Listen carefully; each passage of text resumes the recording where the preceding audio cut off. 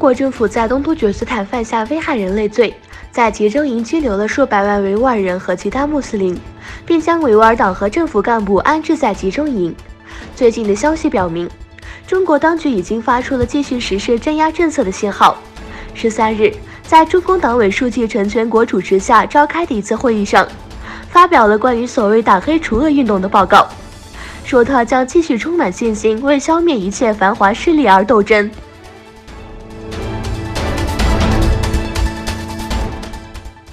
东突厥斯坦人权观察组织在伊斯坦布尔举行了第一次协商会议。该组织的伊斯坦布尔成员和其他东突厥斯坦组织的代表参加了由该组织主席马赫拉麦麦提主持的会议。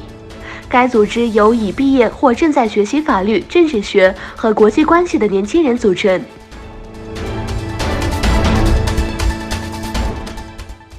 由于与美国的贸易战和内需下降，中国经济在第三季度录得近30年来最低增速。中国经济增速下降6%，幅度超出预期。第二季度国内生产总值增长了6.2%，去年中国经济增长了6.8%。继公布第三季度数据之后，亚洲股市下跌。由于贸易战和内需下降，国际货币基金组织将其对中国经济的2019年增长预期从6.2%下调至6.1%。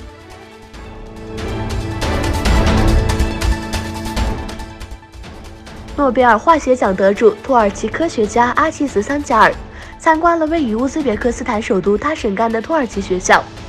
他在与年轻人交流思想时，强调了知识的重要性。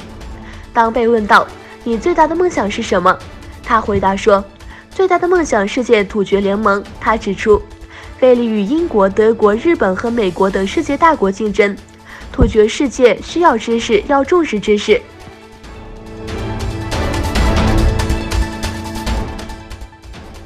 土耳其与美国就土军队在叙利亚北部暂时停火和建立安全区问题达成协议。土耳其总统埃尔多安与美国总统特朗普举行电话会晤，总统特朗普称赞这一协议，并对埃尔多安表示感谢。根据协议，土耳其在叙利亚北部的军事行动将暂停120小时，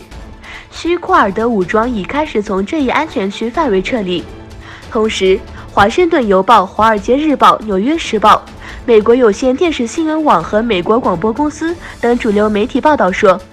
土耳其在这项协议中实现了其目标。